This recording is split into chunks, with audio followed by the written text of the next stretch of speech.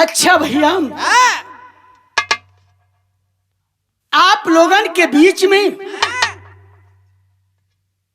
एक क्रांतिकारी बिरहा भेजे थी।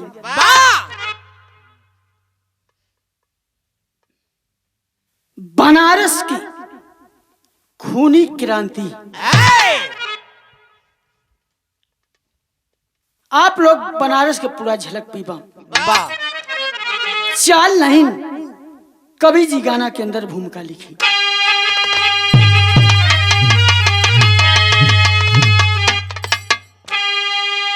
तो जबकि भारत गुलामी के जंजीर जकड़ा, अंग्रेज जुल्मों सितम थे ढहाते, भूल से भी बगावत किया कर कोई, कूद करनी दई उन पे कोड़े लगाते, रो रही थी धरा कांपता था गगन, इस चमन में थे अंग्रेज आगी लगाते, अरे क्रांति की टोली दई निकला भी बोली, बनारस में गोरों की होली जलाते।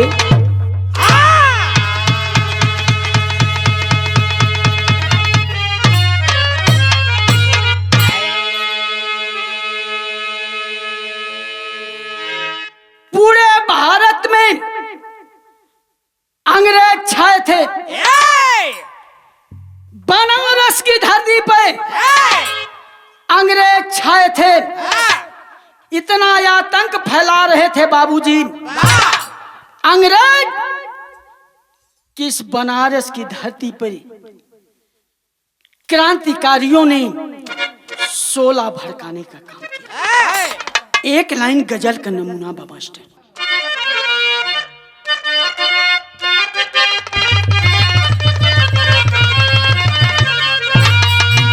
अरे बस एक और दुनिया है, बस एक और दुनिया है इसी संसार के नीचे,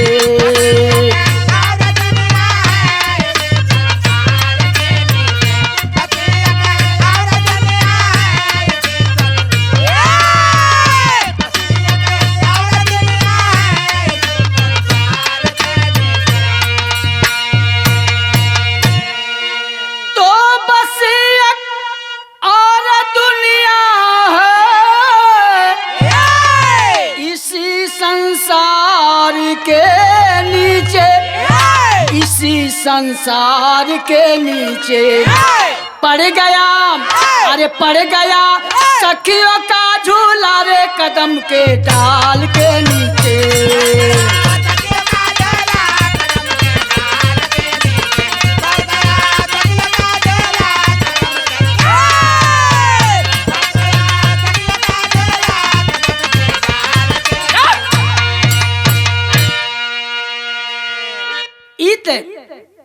गजल के नमूना रहे कवि जी गाना के अंदर भाव लिखलन।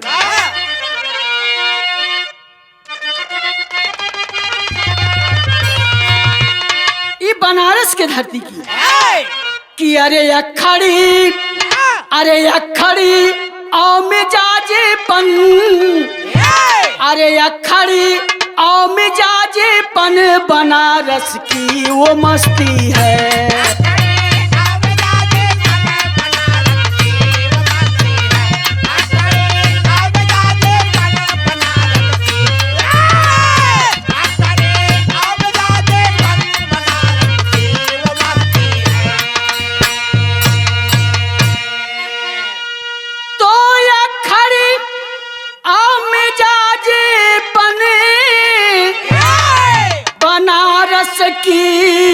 वो मस्ती है बनारस की वो मस्ती है। मिटे कितनी, अरे मिटे कितनी ने मिटाने में बनारस की वो हस्ती है।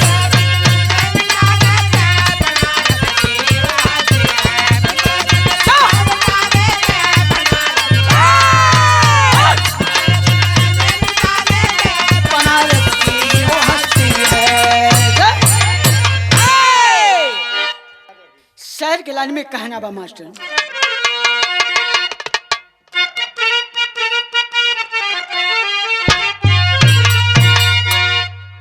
ये बनारस के पहचान हो। बनारस बनारस से आखिर का कहाला का खासियत ये बनारस के अंदर का रस मिलल आए बनारस से, यही जैसे कहानी के शुरुआत मास्टर।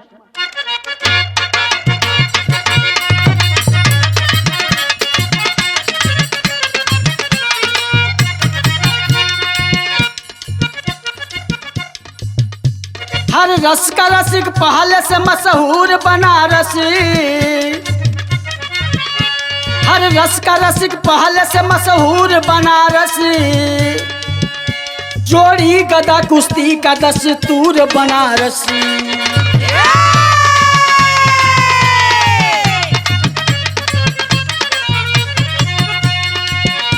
भक्ति के धार में भरा भरपूर बनारस, भक्ति के धार में भरा भरपूर बनारस, मुर्दे में जान डालता बेनूर बनारस।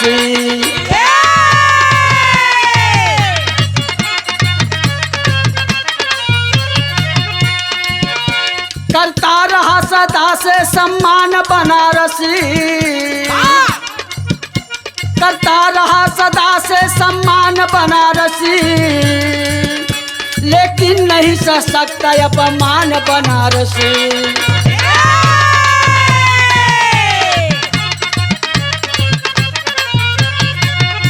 गोरों की नीति से हुआ परेशान बनारस, गोरों की नीति से हुआ परेशान बनारस,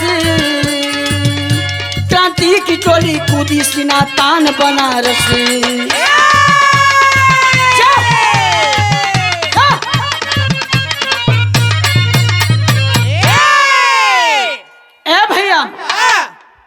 बात के आप लोग समझना, अंग्रेज यही बनारस के धरती पर अइलन। बतावल जला ई बनारस उ रस चाहे ढुरमुनिया कजरी शायरी के मजा लेला, चाहे भक्ति के रस लेला।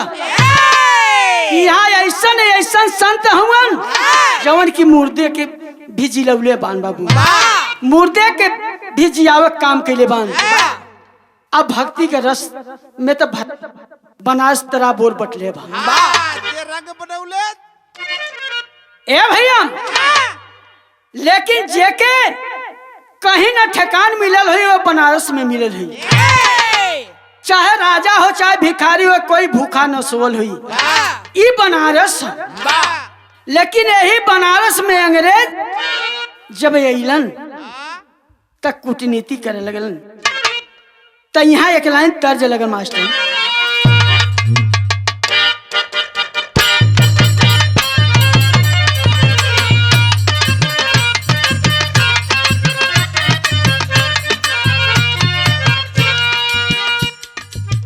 यहाँ तरज है बा।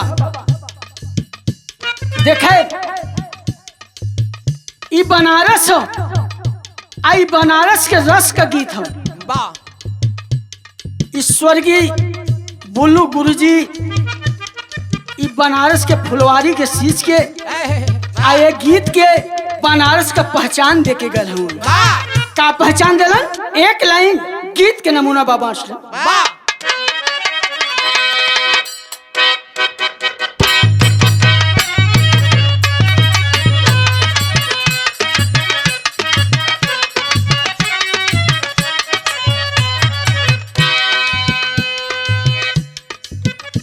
यहाँ तरज है बाम कि अरे गोरिया, अरे गोरिया मुश्किल है जीना तेरी गली में।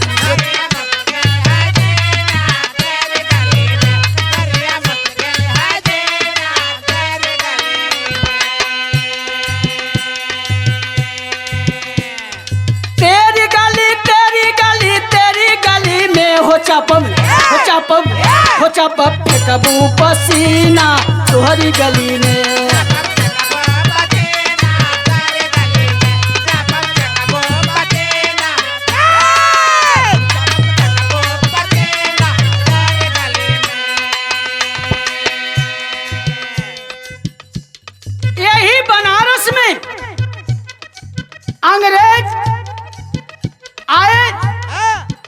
आ कूटनीति करके बाबूजी यहाँ चारों तरफ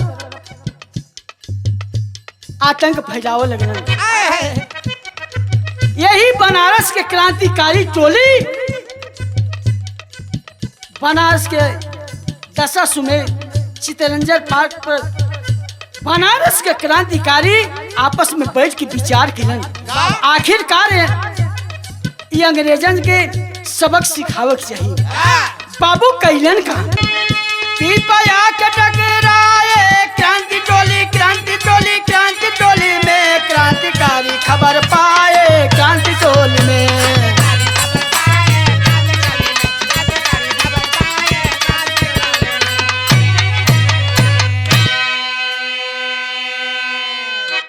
ए भैया 18 क्रांतिकारी चित्तरंजन पार्क से खबर पहुलन कि अंग्रेजन के नौका द्वारा बम गोला बारूद भरल आवत हो।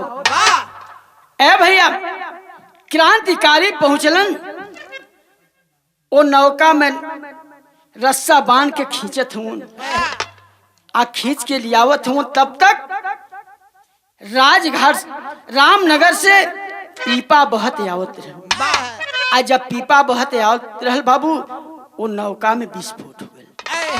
आज जब नौका में टकरायल है यहर क्रांतिकारी भगलन और वहां अंग्रेज जवन नाव पर बैठल रहलन। बाबूजी भइल का यहाँ एक लाइन गीत के नमूना बा मास्टर कि यही रे गाजवा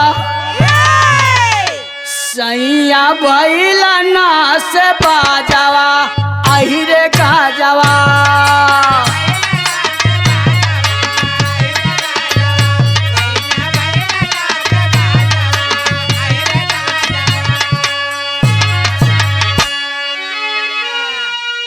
अरे गजवा के पी के बर्बाद बोरी राजावा आही रे गाजवा असैया भइला ना से बाजावा आही रे गाजवा।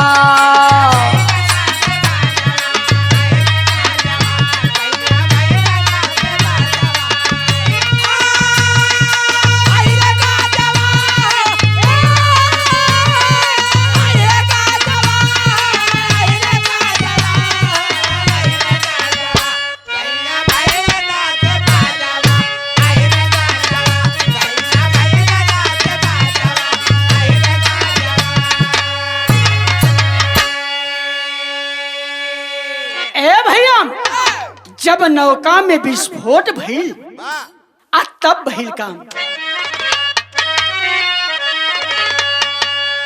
अरे जाला जानवा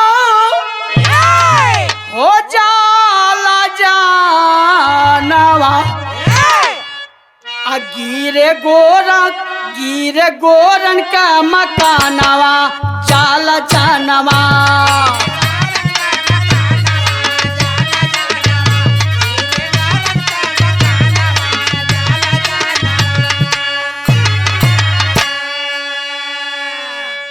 बाबूजी वो विस्फोट से अंग्रेजन का कोटी ढहा मान होए लगल। अब वही में अंग्रेज क्रांतिकारी जौन अंग्रेज अधिकारी रहलन वही मकान में दबत हूँ। अब बम विस्फोट से कुछ क्रांति जौन अंग्रेज रहलन अधिकारी उ सब मरे लगलन। तब भइल का अरे क्रांतिकारी टोली गईल राजघाट आई।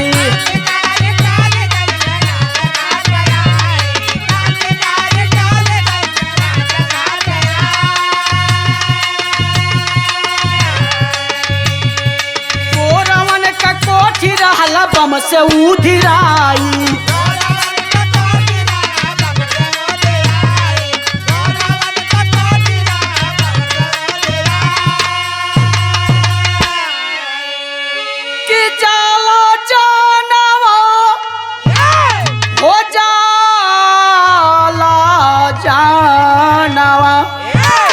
कोठी बनल स्मशानवा चाल जानवा।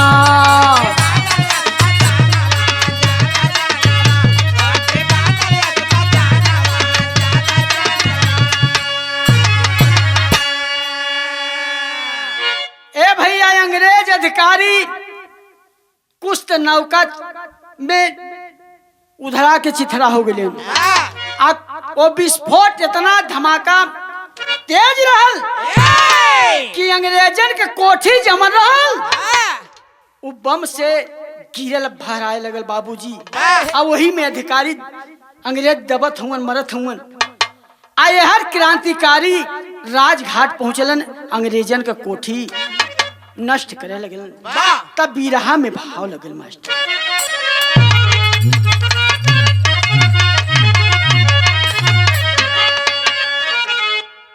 अरे बनारसी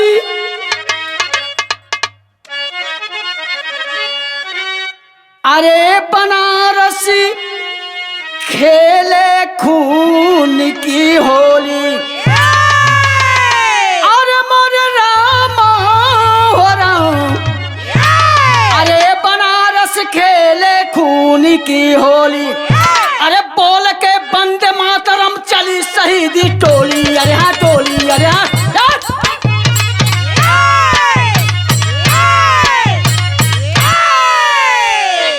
बोल के वंदे मातरम चली शहीदी टोली। बनारस खेले खून की होली। ए बाबू वहां से राम राजघाट से अंग्रेजन का कोठी नष्ट करके क्रांतिकारी चित्तरंजन पार दशा सुमे रहीलन। आ तब भइल का यहाँ एक लाइन तर्ज बदल गई मास्टर। गीत के लाइन हुआ बा।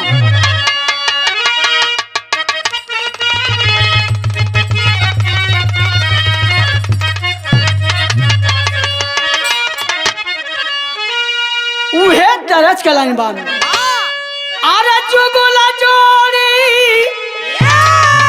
हो जुगुला जोड़ी दोनों पनिया के जाली। दोनों पनिया के जाली। अरे जुगुला जोड़ी दोनों पनिया के जाली।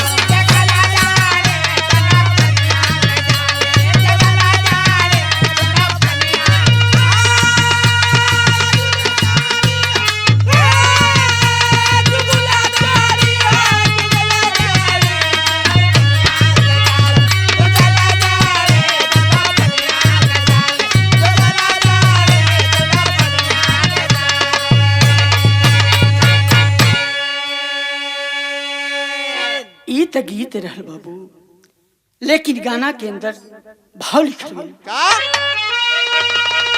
अरे क्रांति टोलिया हो क्रांति टोलिया अलगे अलगे भय फरार हो क्रांति टोलिया।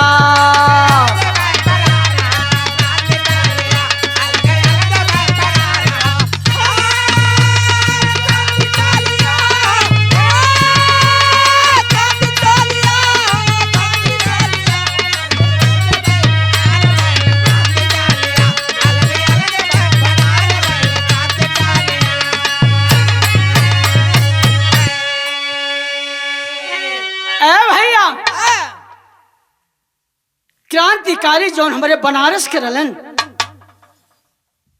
और अलग अलग दिशा में जाए लगलन टोली बना के।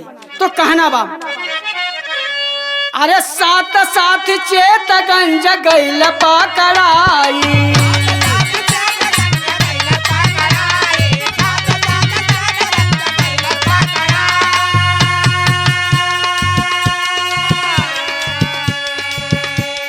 ग्यारह की होन लागी जोश में खो जाई।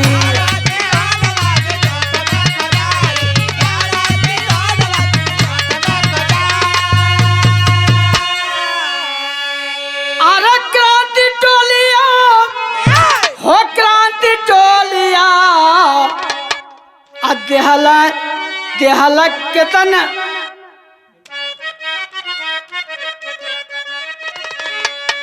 देहला केतना कम पजार हो क्रांति टोलिया।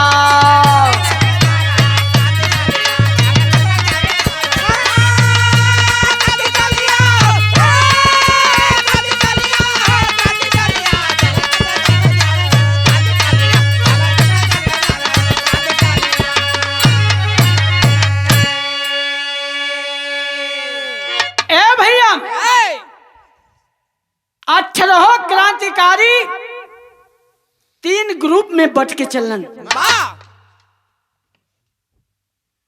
फुलवरिया कैंप फूकलन, रोहनिया से भट्टी तक गोरन का कारखाना रहल, ओके फूकलन। सारनाथ कैंप फूकलन, शिवपुर कैंप फूकलन।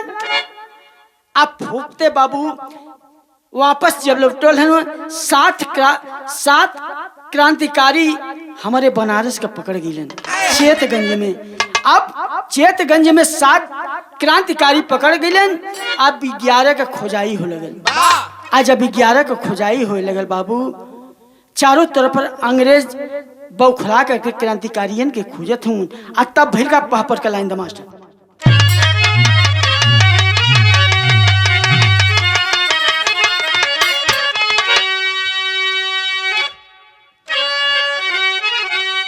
अरे क्रांतिकारी चाल समझ सब पाए पाजी गोरों का।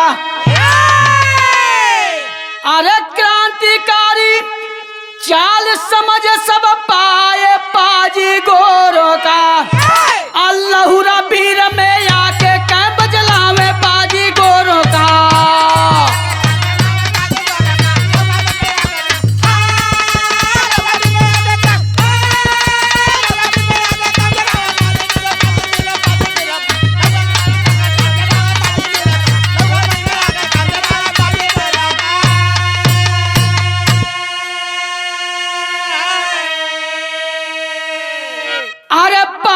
कुत्ते जैसे गोरे खोज रहे पगलाई हम।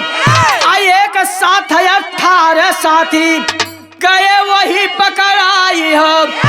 अरे मैं जल्दी कर पास कैंप में लाया साथी 18। हुक्म दिया फांसी दो मजा चखाई साथी 18।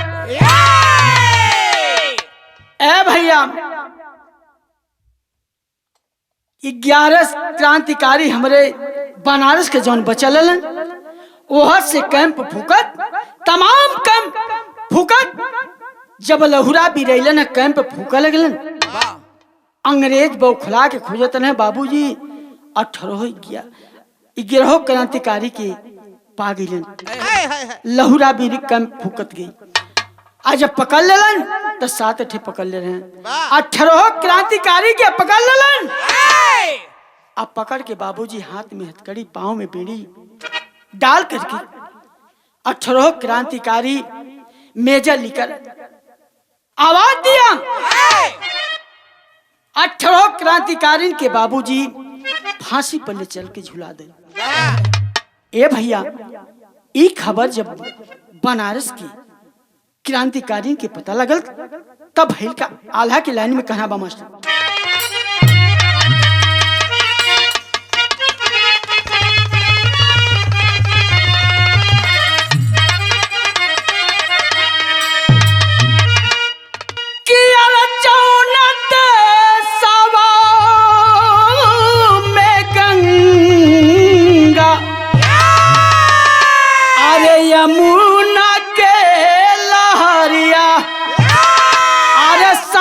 के लहारिया में उठेला तू।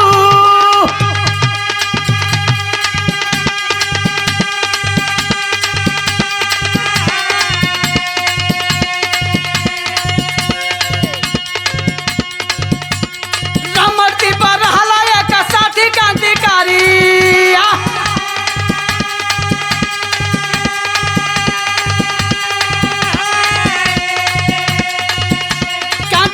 साथियन का सुन के आवा।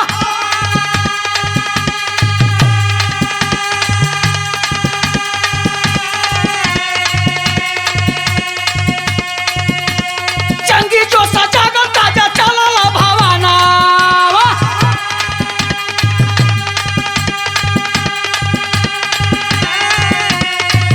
अरे जंगी जो सजा कर ताजी चला भावाना।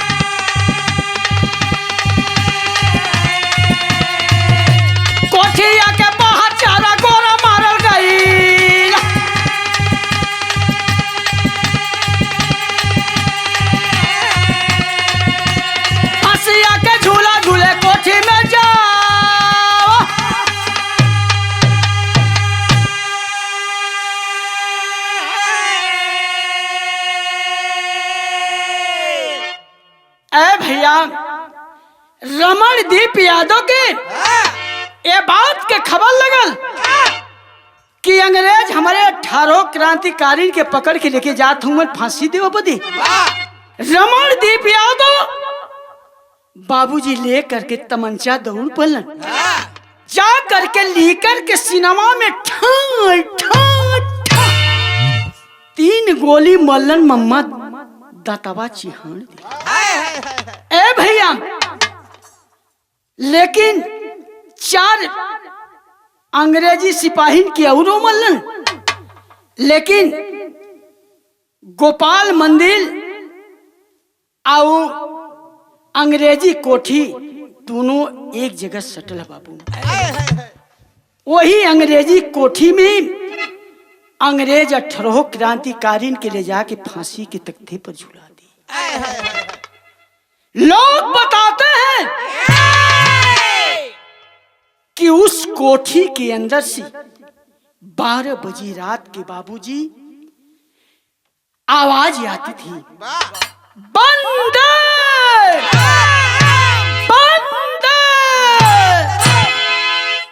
आधी रात को आवाज आती थी बाबू। आज अंग्रेज जब देश छोड़ के जाए लगे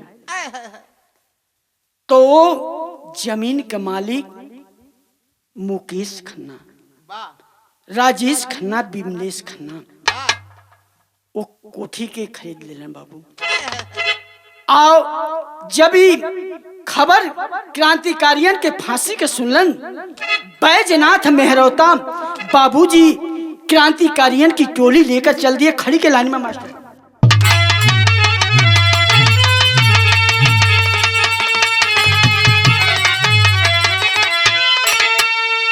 अरे विरोध में बैजनाथ संग टोली, बोलत जय भारत माँ बोली। अरे गोली के समझे यहाँ रवाई बनारस से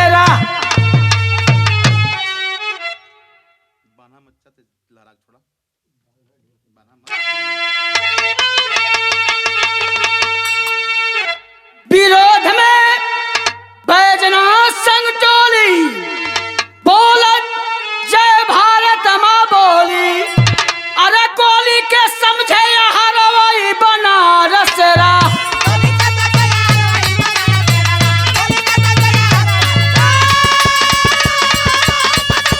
अरे जिया भैया जिया,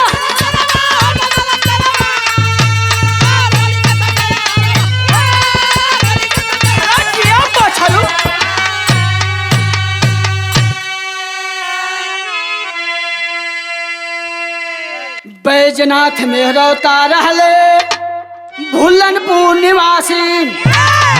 जलूस लेकर चले पर चितरंजन में अभिलाषी, रोके गोदौलिया पे कोरवा बनारस से रवा। आ गोली के समझे यो रवा बनारस से रवा। बैजनाथ मेहरौता भुल्लनपुर, रोहनिया के बगल में भुल्लनपुर बाबू। बैजनाथ मेहरौता क्रांतिकारियन साथिन के लेकर के चलल हुवन।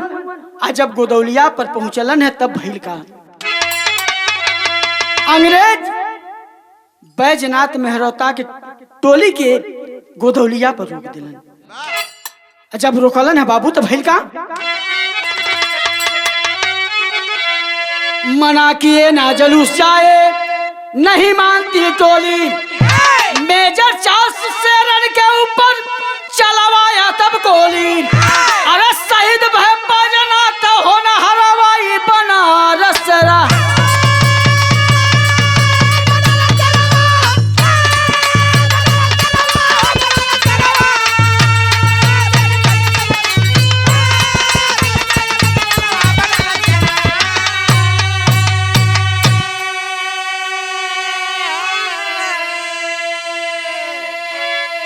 बाबूजी मेजर जो लिखा था बैजनाथ मेहरौता के मना करत हूँ लेकिन ना मनलन। चितरंजन पार्क जाए बदे तैयारी करत हूँ, अंग्रेज मना करत हूँ, जाए ना देत हूँ। आखिरकार अंग्रेज गोली चला दिलन बाबू। बैजनाथ मेहरौता के साथ काफी क्रांतिकारी मारल गई। तो कहना बा आखिरी लाइन,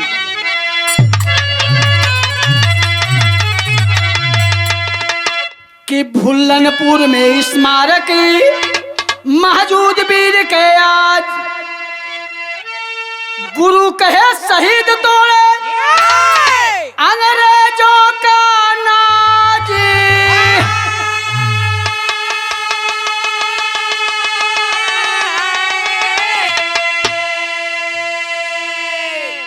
आज भी बाबूजी छुछवा पोखरा भुल्लनपुर में छुछवा पोखरा आज भी जीटी रोड के बगल में बाम। आज भी जाल जाए तो वहां गेट पर लिखल बैजनाथ मेहरौता के स्मारक बनल बा। प्रमाण बा, बिरहा कोई कपोल कथा नहीं है बाबूजी, प्रमाणित ये बिरहा है, ये बनारस की धरती के नहीं खोज कभी के बाम। तो गाना के अंदर प्रमाण कहना बा कि भुल्लनपुर में स्मारक मौजूद वीर के आज, गुरु कहे शहीद तोड़े अंग्रेजों का